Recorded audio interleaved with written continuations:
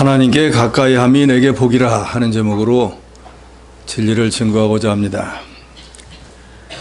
의인이 형통하고 악인이 패망하는 것이 하나님의 공의이고 또 세상에서도 일반적인 원리인데, 현실은 그와 다르게 경건하게 사는 사람은 분초마다 징책을 당하고 고통과 핍박과 어려움이 있는데, 악인은 그 반대로 모든 일이 잘 되고 형통한 것을 볼 때 오늘 본문을 기록한 시편 기자는 거의 넘어질 뻔했다 그랬습니다. 그래서 3절로 12절에 보면 악인들은 죽는 날까지도 고통이었고 그 힘이 강건하고 다른 사람처럼 고난과 재앙도 없고 교만이 저희 목걸이이고 강포로 옷을 삼고 살은 쪄서 눈이 솟아나고 소득은 자기가 생각한 것보다도 더 많고 남은 능욕하고 압제하고 언제나 거짓말을 하고 입을 하늘에 두고 다니는 것처럼 자기를 하늘처럼 높이고 자기 자랑하면서 혀를 땅에 두루 다니면서 거침없이 다른 사람 비방하고 해방하고 악한 생각, 악한 사상, 악한 행동을 다른 사람들에게 전해서 자기를 따르게 하고 다른 사람들에게 잔에 가득한 물을 마시게 한다 그랬습니다. 그런데도 그 사람들은 항상 평안하고 재물은 날마다 불어났기 때문에 이 시편 기자는 생각했습니다. 나는 말씀대로 산다고 살고 믿음대로 산다고 살고 신앙 양심을 지킨다고 지키고 하나님 말씀 안에서 주 안에서 성전 안에서 살겠다고 그렇게 발버둥을 쳤는데 결과는 이게 뭔가? 저 사람들은 나하고 정반대로 살아도 저렇게 잘 되는데 나는 조금만 악한 마음을 먹고 나는 조금만 사수를 쓰려고 하나님이 이내 매를 때리고, 그런데 이렇게 해서 믿는 것이 이게 올바른 것인가?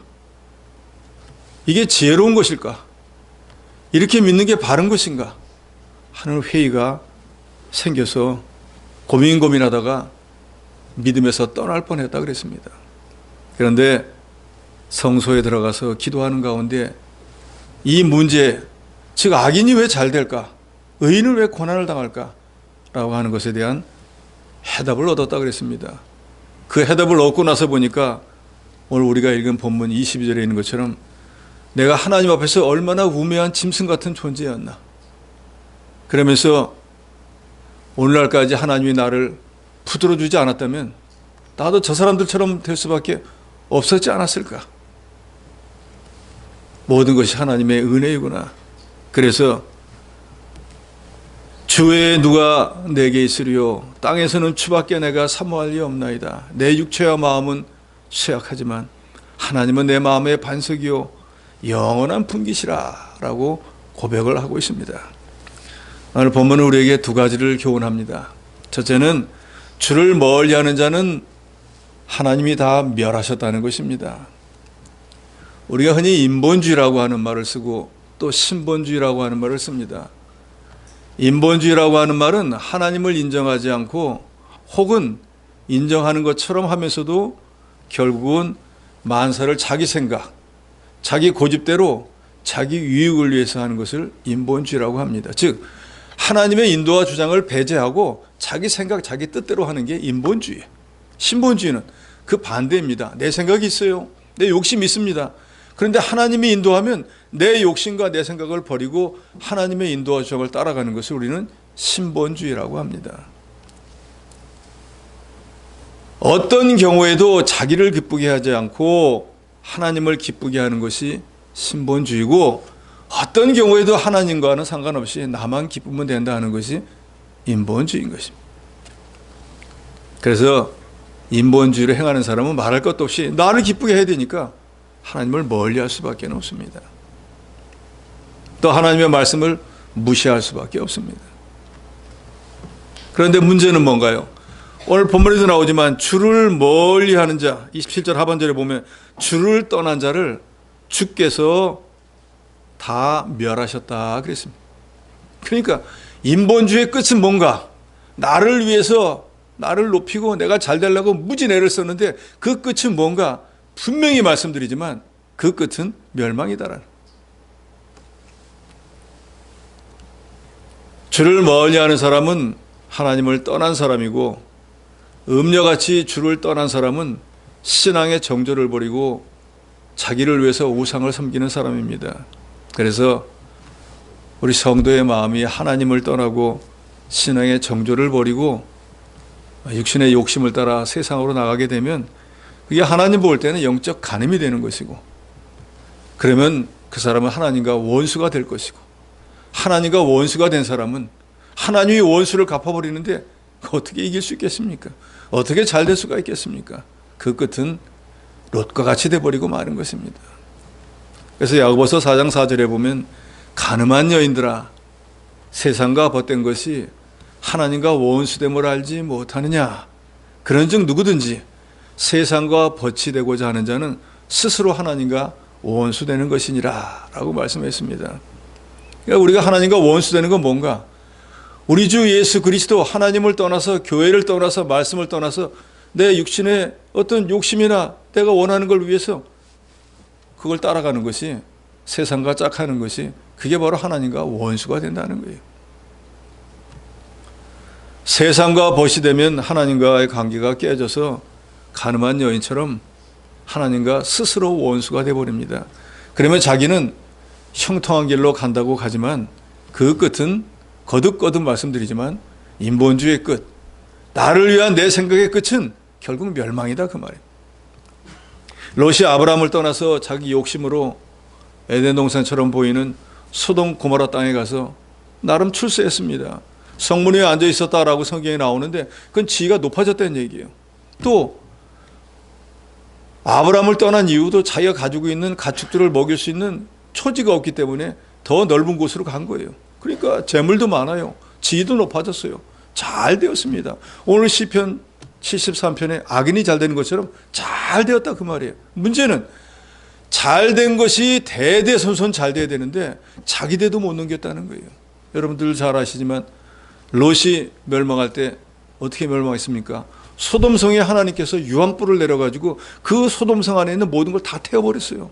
그럴 때 롯이 아브라함을 떠나서 소돔성에 가서 이루었던 모든 재산 다 타버렸어요.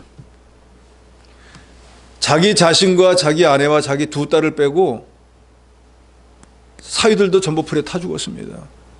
하나님이 절대로 뒤돌아보지 말라고 했는데 그 일구어놓은 모든 재산 너무너무 아까워서 하나님 명령을 어기고 뒤돌아본 롯의 아내는 소금기둥이 돼버리고 말았어요. 그래서 롯과 그 일족은 간신히 영혼만 구원받는 불쌍한 자가 돼버리고 말았습니다. 그래서 예레미야서 17장 5절로 6절에도 하나님을 떠난 사람, 하나님과 원수된 사람의 결과가 어떠한가를 거기 기록해 놓았습니다. 여호와께서 이와 같이 말씀하시니라.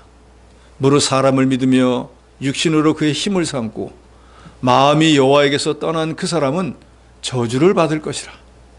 그는 사막의 떨기나무 같아서 좋은 일이 오는 것을 보지 못하고 광야 간조한 곳, 건건한 땅, 사람이 살지 않는 땅에 살리라 그랬습니다. 우리가 예수 믿던 사람이 아이고 뭐 예수 믿어봐야 뭐 되는 것도 없네. 아야 난 내 생각대로 내 뜻대로 살 거야. 아 다른 사람은 그렇게 살아도 믿음 없이 살아도 잘만 되는데 나도 그 길로 갈 거야 하고 그래도 하나님 앞에 나오던 그 마음이 아예 세상 밖으로 나간 사람의 결과는 어떻게 되는가? 예레미야 17장 5절에 6절에는 이렇게 말하고 있죠. 그 사람은 제일 첫 번째 저주를 받게 된다. 이 말은 하나님이 우리 택한 자를 저주할 리가 없잖아요. 복을 주시고 은혜를 주시고 형통한 길로 인도하는데 굳이 그 길을 거역하니까 하나님이 마치 저주한 상태로 만들어버린다는 거예요.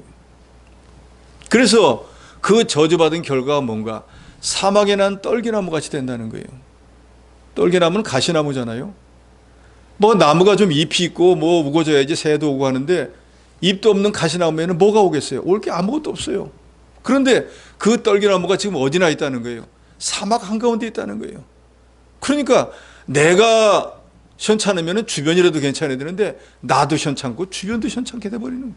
그러니까 찾아오는 사람도 없고 날마다 요새 우리 여름이 얼마나 뜨겁습니까? 사막은 뭐 이거 비교할 게 아니잖아요. 또 밤에는 기온이 극강해서 막 영하로 내려가기도 해요. 막 추웠다 더웠다를 반복하는 거예요. 모래 폭풍이 불었다 하면 눈을 뜰 수도 없는 모래가 날리는 거예요. 그러니 거기 나 있는 떨기나무는 무슨 좋은 일이 오는 걸 보겠어요. 우리 믿는 사람들도 마음이 여호와께서 떠나면 이처럼 생명의 역사가 끊어지고 심령의 평안이 없어져서 영적 흑암을 만나게 됩니다. 마치 예수님이 말씀한 것처럼 포도나무 가지가 포도나무에서 떨어진 것과 같아요. 그러니 이렇게 생각할 수 있잖아요. 포도나무 가지가 나 이 나무가 진짜 마음에 안 들어. 다른 나무는 쌩쌩하고 한데 이거는 나무도 늙어갖고 뭐 예를 들어서 뭐 양분도 많이 안 주고 그러니까 난 여기서 떨어져 가지고 차라리 그냥 혼자 사는 게 낫겠다 라고 마음을 먹을 수 있겠죠. 그래서 그 나무가지가 붙어있기 싫어가지고 어쨌든 자기 능력으로 떨어졌다 칩시다. 떨어지니까 떨어질 땐 좋겠죠.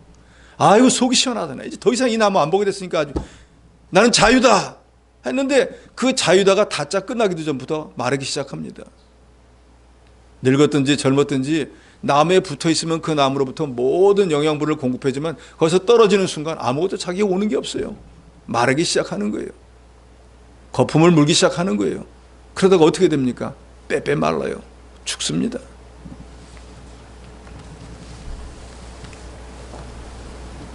우리가 하나님에게서 멀어지면 사막에 난 떨게나무처럼 되어서 좋은 날에 오는 것을 절대로 보지 못한다는 거 여러분 믿으시기 바랍니다.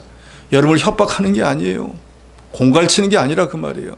우리가 지금까지 살아온 거 우리 힘과 능력과 수단과 방법으로 된 게 아닙니다. 우리가 그래도 요만한 믿음 가지고 주님을 섬기는 면을 보고 하나님이 오늘도 생명을 허락해 주시고 안전한 길로 인도해 주시고 우리 자녀들까지 보호해 주셔서 여기까지 온 것이지 내 능력, 내 수단, 내 방법으로 된다고 하면 우리가 하나님 믿을 이유가 뭐가 있겠어요? 한번 해보세요.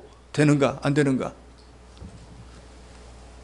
사람과 세상을 의지하는 사람은 사막의 떨겨나무처럼 아무런 보호도 받지 못합니다. 오히려 하나님의 저주를 받아서 롯처럼 은혜와 복에서 멀어져 영적 흑암을 당하고 육신은 환난에 처하게 됩니다. 주를 멀리하는 자 하나님이 다 멸하셨습니다. 근데 신명기 4장 3절로 4절에 보면 이런 말씀이 있습니다. 여호와께서 바알볼의 일로 말미암아 행하신 말을 너희가 눈으로 보았거니와 바알볼을 따른 모든 사람을 너희 하나님 여호와께서 너희 가운데서 멸망시키셨으되 오직 너희 하나님 여호와께부터 떠나지 않은 너희는 오늘까지 다 생존하였느니라. 이스라엘 백성들이 가나안 땅에 들어가는 첫 지경에 들어가니까 발람의 꾀를 따라가지고 발락이 모압 여자들을 이쁜 여자들을 모아가지고 국경에 세워놨습니다. 그러니까 이스라엘 남자들이 보니까 눈이 띠용 하고 튀어나. 이 사막에서는 본 적도 없는 그 아름다운 여자들이 막 널린 거예요. 그래서 거기 가가지고 조화라하고 음행죄를 지으면서 그 여자들이 가지고 온 바알신의 우상의 제물을 먹고 간음죄와 우상을 섬기고 또 제물을 먹는 죄를 동시에 범했습니다. 그래서 자기 육신은 광야에서 그동안 그렇게 헛헛했는데 얼마나 욕심을 채웠으니까 좋았겠어요. 만난 거를 먹고 이쁜 여자들하고 즐겼으니까 너무너무 좋았잖아요.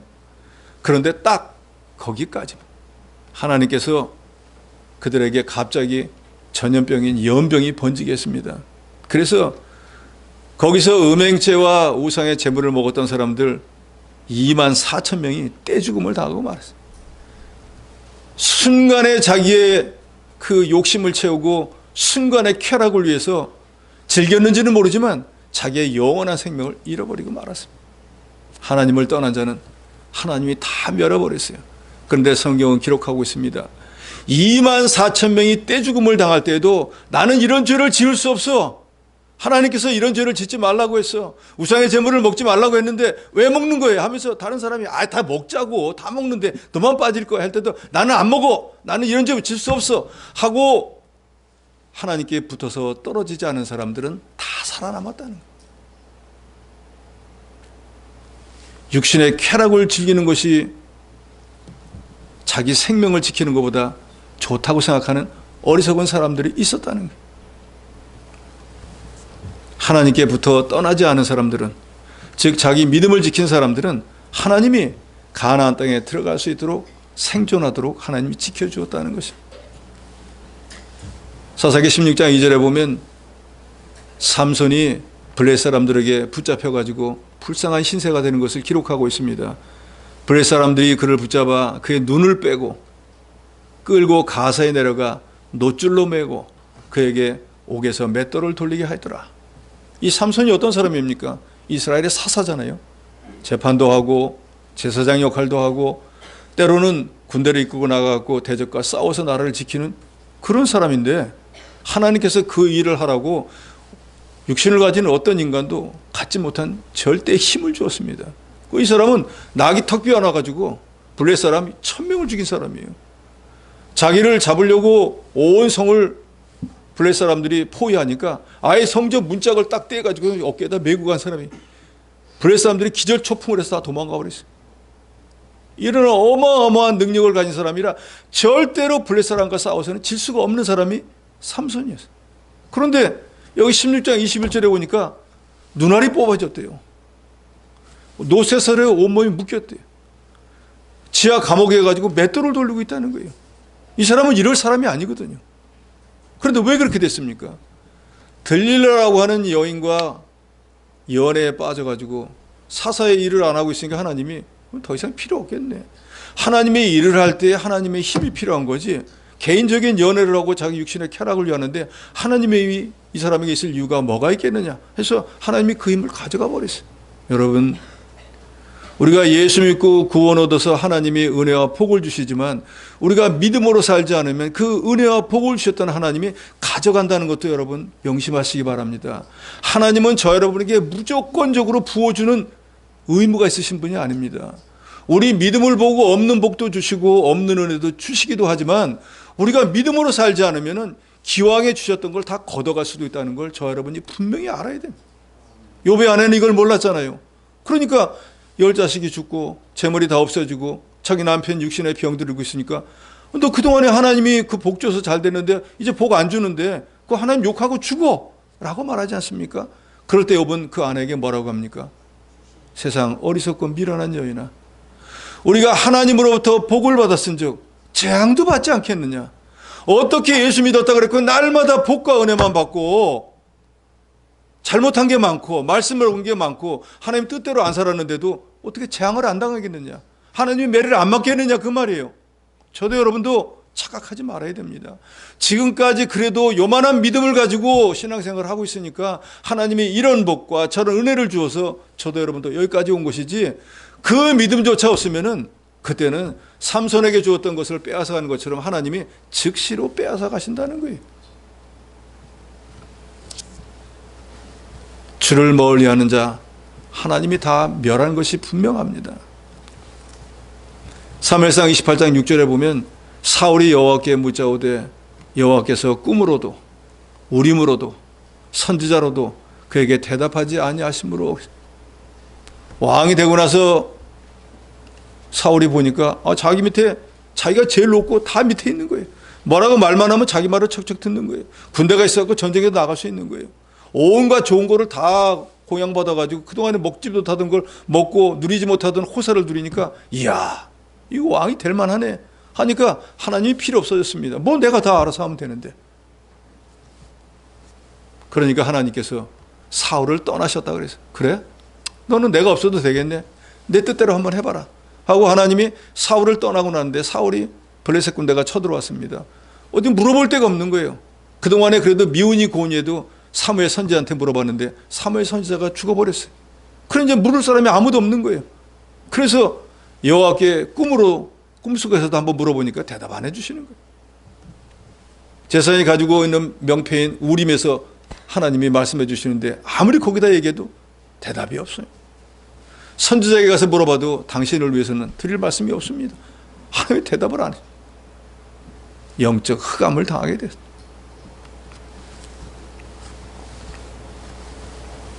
그래서 그 사람의 결과가 어떻게 되었습니까? 내 뜻대로 내 마음대로 살 거야 하고 40년을 왕위에 있었지만 제일 마지막 순간에 블레셋과의 길보아산 전투에서 비참한 최후를 당합니다. 그렇게 아끼던 왕위에 올리고 싶어 했던 아들을 포함해서 세 아들이 전사해버립니다. 자기도 이제는 더 이상 싸울 힘도 없어요. 자살을 해버리고만 집안이 풍지박산이 나버리고 주를 멀리하는 자 하나님이 다 멸하셨습니다. 우리 성도가 세상의 것을 가까이 하면 하나님과는 당연히 점점 멀어질 수밖에 없습니다. 세상 것에 목적을 둔 사람 세상과 가까워질 것이고, 영적인 것에 목적을 둔 사람은 하나님과 가까워질 것입니다.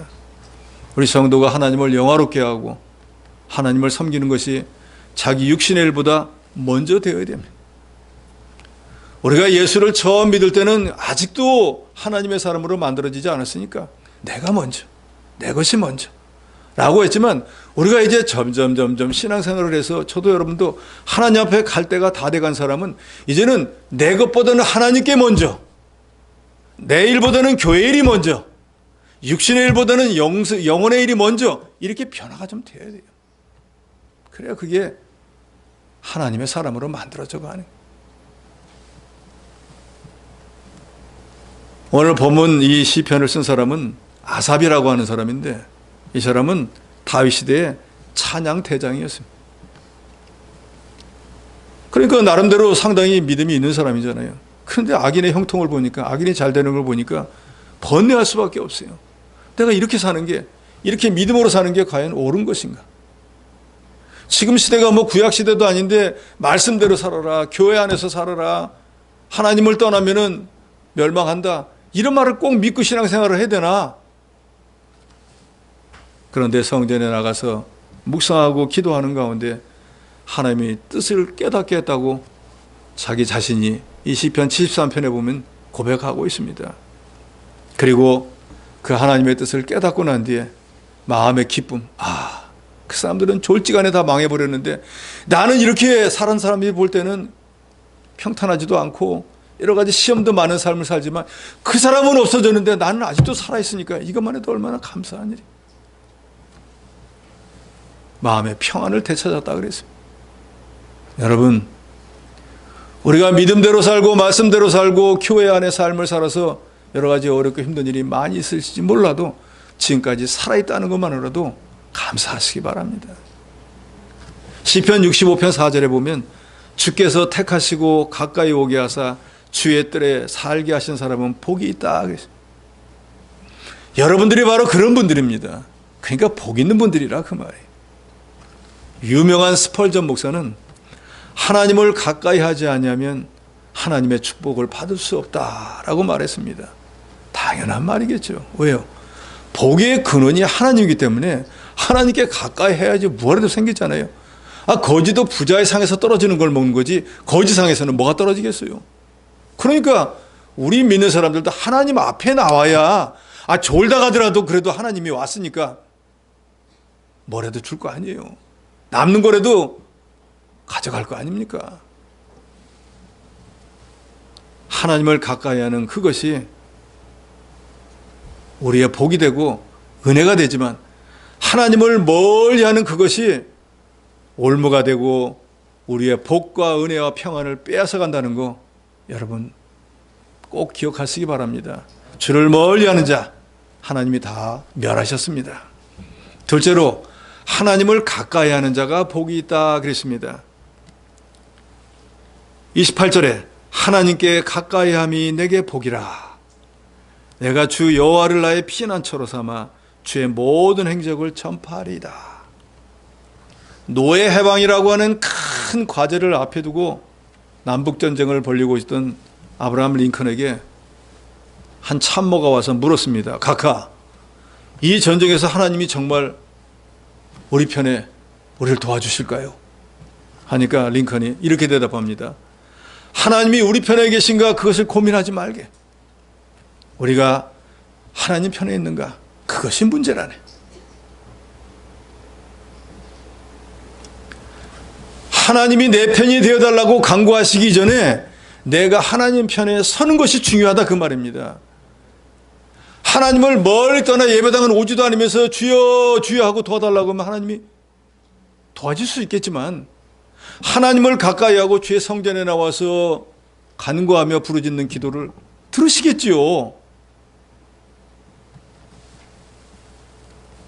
여호수아가 여리고성을 치러 가려고 할 때도 하나님의 천사장이 칼을 들고 길 가운데 서 있지 않습니까? 그때 여호수아가 묻잖아요. 너 우리 편이야? 아니면 대적의 편이야? 하니까 천사가 나 내 편이야 라고 하지도 않고 나 대적의 편이야 라고 하지도 않고 이렇게 말하죠. 나는 하나님의 천사장인데 지금 왔노라. 이 말은 뭘 말하는 거예요? 내가 하나님의 편에 서서 하나님 말씀대로 순종하면 나는 너를 돕는 자가 되고, 내가 하나님 말씀을 불순종하고 거역하면 나는 너를 죽이는 자가 될 거다라는 뜻이에요.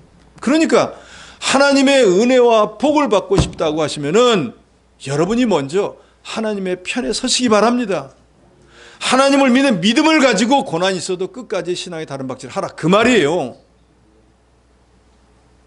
저도 여러분도 신앙생활 한다고 하면서 가장 근본적인 문제가 뭔가, 하나님이 누구인지를 모르고 믿는 거예요. 제가 여러분을 너무 무시하는 것처럼 보이지만 정말로 저와 여러분을 구원해 주신 우리 주 예수 그리스도가 하나님, 이 천지 모든 만물을 만드시고 만든 모든 것들의 생사, 화복, 흥망성쇠, 부귀, 영화, 빈부귀체를 딱 하나님 외에 어떤 누구도 아닌 하나님만이 주장한다는 걸 여러분이 믿으신다고 하면은 우리가 무슨 일을 당했을 때 누구에게 가겠습니까? 힘 있는 권세자에게 가겠습니까? 무슨 기술자에게 가겠습니까? 일가 친척에게 가겠습니까? 누구에게 가겠습니까? 하나님께 갈 거예요. 근데 저도 여러분도 육신의 질병 하나 나면은 이름도 없다고 하는 의사 찾아가지, 가기 전에 하나님 만나고 가는 사람 몇 명이나 됩니까? 그렇지 않습니까? 여기저기 전화해서 누가 제일 잘하는데, 어느 의사가 잘하는데, 그거는 찾아도 하나님 앞에 주여, 제가 이번에 병원에 가려고 하는데 하나님께서 제 몸에 딱 맞는 의사를 만나게 해주시옵고, 혹시라도 수술을 하게 될 때 그 의사가 실수하지 않고 지 장갑을 넣고 배를 꼬맨다든지 하는 실수 안 하도록 해줘요. 이렇게 기도하고 하는 분들이 있냐 그 말이에요.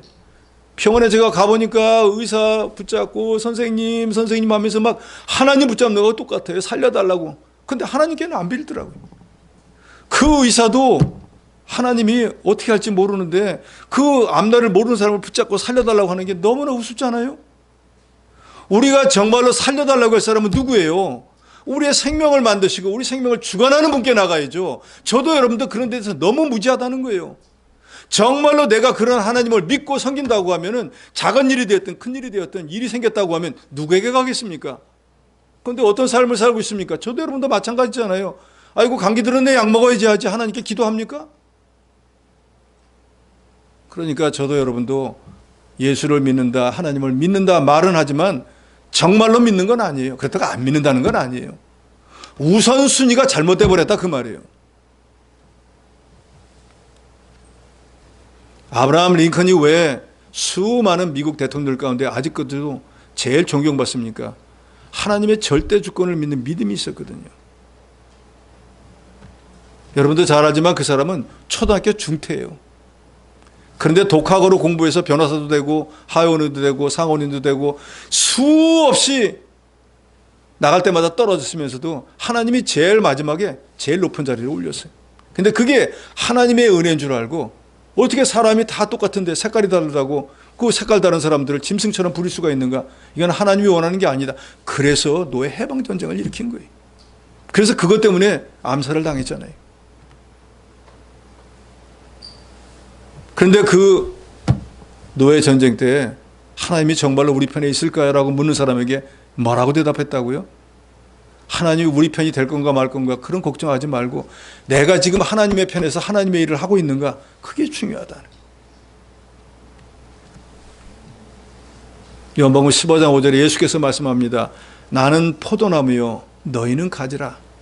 그가 내 안에 내가 그 안에 거하면 사람이 열매를 많이 맺나니 나를 떠나서는 너희가 아무것도 할 수 없습니다. 즉 우리 예수 믿고 구원 얻은 성도들은 주 안에 있으면 무슨 일이든지 이루어질 수가 있어요. 그렇지만 주님을 떠나면 아무것도 할 수 없는 존재예요. 이제 여러분 예수 믿고 난 뒤에 우리 본분이 뭔지를 분명히 아셔야 됩니다. 우리가 주 안에, 교회 안에, 말씀 안에 있을 때는 예수께서 요한복음 15장 7절에 이렇게 말합니다. 너희가 내 안에 거하고, 이 말은 주님 안에, 교회 안에, 말씀 안에 거하고 내 말이 너희 안에 거하면, 내 말씀대로 순종을 하면 무엇이든지 원하는 대로 구하라. 그리하면 이루리라. 주 안에서 주님의 말씀을 순종하고 구하는 게 있으면 그게 우리 인간적인 생각으로 안 될 것 같은 것도 하나님이 다 이루어준다는 거예요. 왜요? 우리를 구원하신 우리 주 예수 그리스도가 전지전능한 하나님이기 때문이에요. 하나님을 가까이 하여 하나님의 인도와 주장을 받는 신자에게 하나님은 그 사람이 뭘 구하겠어요? 하나님을 가까이 해서 하나님 안에 있으면서 하나님께 유익한 걸 구하겠지 그 안에서 자기 욕심대로 구하겠습니까? 그러니까 당연히 하나님을 위해서, 하나님의 교회를 위해서, 하나님의 성도를 위해서 구하는 걸 무엇이 되었든지 하나님이 다 이루게 해주신다는 것입니다. 야고보서 4장 8절에 말씀하죠. 하나님을 가까이 하라. 그리하면 너희를 가까이 하시리라. 자, 한번 따라 보시기 바랍니다. 하나님을 가까이 하라. 그리하면 너희를 가까이 하시리라. 그러니까 우리가 하나님을 가까이 하는 게 우리가 먼저가 돼야 된다 그 말이에요. 저와 여러분이 먼저 하나님을 가까이 하려고 애를 써야 된다 그 말이에요. 다른 일을 못해도 하나님 만나는 일에는 빠지지 말아야 된다 그 말이에요. 왜요? 그래야 하나님도 우리를 가까이 해주시니까요. 그럼 하나님 우리를 가까이 해주시면 무슨 유익이 있어요? 모든 복과 은혜가 그분에게서 다 나오니까요. 우리 힘으로 보호받을 수 없는 걸 하나님은 보호해 주시니까요.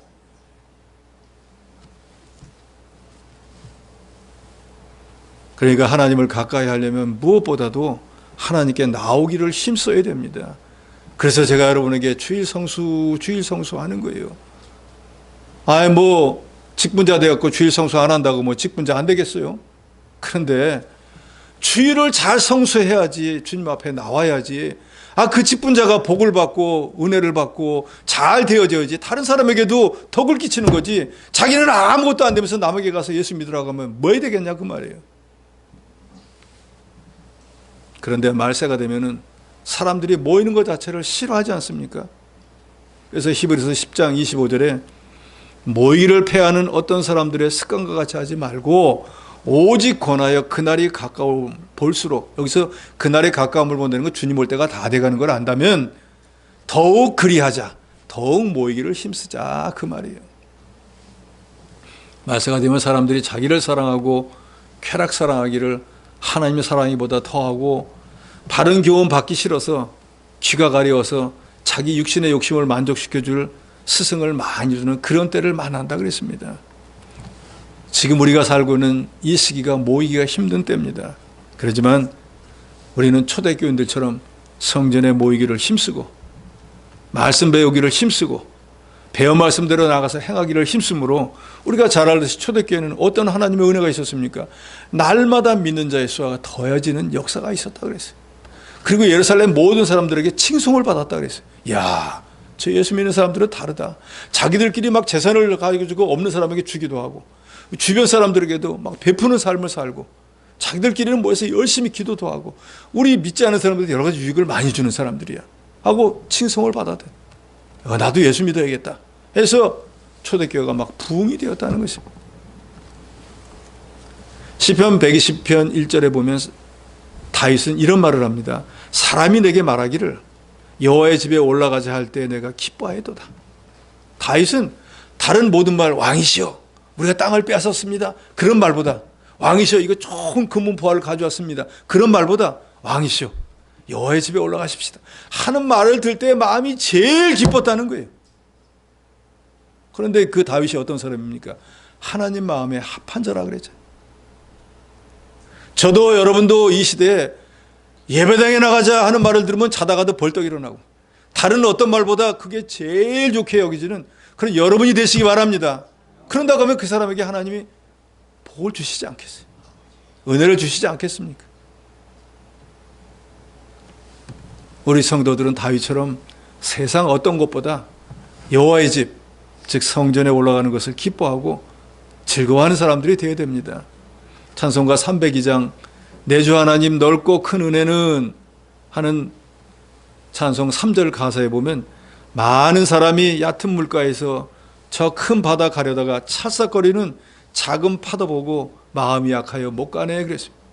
큰 바다를 가고 싶은 마음은 있는데 마음은 큰 바다로 가고 싶은 거예요. 그런데 이 앞에 작은 파도가 초삭초삭하는 거 보니까 겁이 나서 못 가는 거예요. 작은 게 겁나는데 큰 걸 어떻게 얻겠습니까? 하나님의 은혜와 축복도 신앙의 깊은 경지에 도달하면 할수록 하나님께 가까이 나아가면 나갈수록 더 많이 받고 더 많이 누릴 수 있다는 것을 여러분은 아셔야 됩니다. 그래서 내 믿음이 자라나야 돼요. 예를 들어 내 믿음이 10점이면 하나님은 10점에 맞는 은혜와 복만 주는 거예요. 20점짜리 복을 줘도 그게 복인지 몰라요. 왜요? 깨닫질 못하니까. 20점짜리 은혜를 주어도 그게 은혜인지는 모른다니까요. 그런데 내 신앙이 자라나서 20점짜리가 돼보면은 20점짜리의 복을 받으면, 야, 10점짜리하고는 틀리구나. 깨닫게 된다. 그 말이에요. 그래서 제가 여러분에게 믿음이 자라나야 된다. 신앙이 성숙돼야 된다는 거예요. 기왕에 우리가 신앙생활을 했는데 하나님이 주시는 여러 가지 복을 좀 받아봐야 되지 않겠습니까? 누려봐야 되지 않겠습니까? 맨날 10점짜리 복만 받아 천국에 가면 되겠냐 그 말이에요. 20점짜리 복도 받고 30점짜리도 받고 50점짜리도 한번 받아봐야 되지 않겠냐고요. 당연히 10점짜리보다는 50점짜리가 훨씬 은혜가 많겠죠. 복이 어마어마하지 않겠습니까? 여러분 이런 복 받고 싶지 않으십니까? 나와서 달라달라고만 하지 말고 먼저 하나님을 가까이 하셔서 내 믿음이 자라나서 과거에 받지 못한, 작년에 받지 못한 은혜를 오늘 받으시기 바랍니다. 누리시기 바랍니다. 주여 주여 복만 달라고 하지 말고 받으세요. 성경에 말씀하신 축복은 하나님께 가까이 나가 만나는 사람에게 임하는 것입니다. 성전 방마당만 왔다 갔다 하는 사람에게는 그림의 떡에 불과한 거예요. 지성소, 하나님이 계신 곳에 들어와야지 하나님을 만나고, 만나야 하나님께서 만났으니까 뭘 주시든지 주실 거 아닙니까?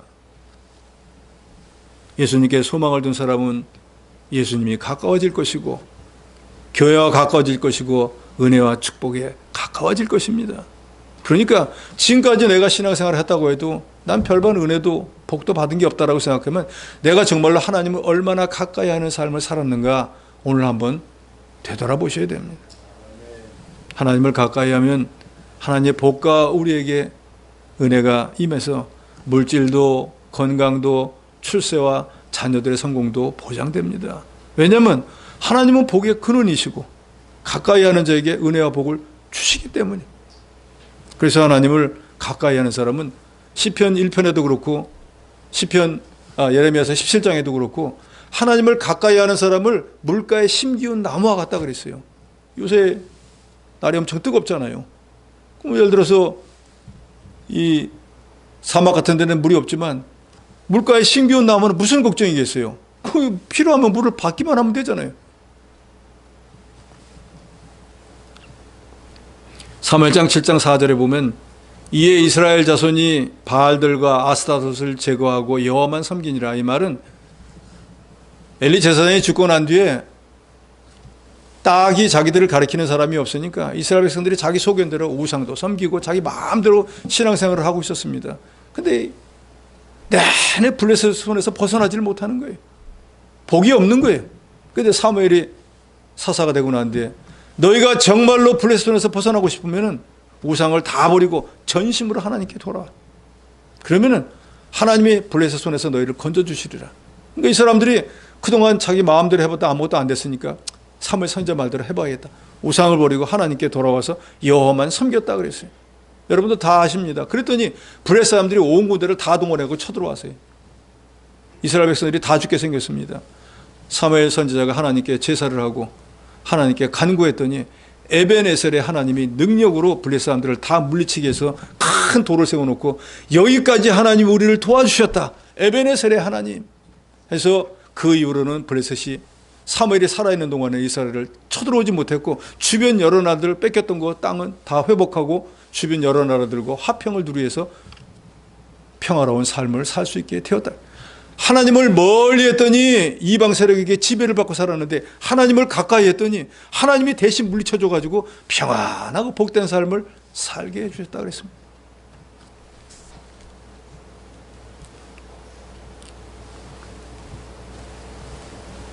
영국의 평론가인 토마스 칼라일은 인생에는 세 가지 중요한 선택이 있다라는 말을 했습니다. 첫째는 내가 무엇을 하며 살 것인가? 어떤 직업을 가져야 하는가? 둘째는 누구와 가까이 하고 살 것인가? 어떤 사람하고 결혼을 해야 되는가? 셋째는 인간은 항상 무언가를 믿고 의지하는 존재인데 누구를 믿고 살 것인가?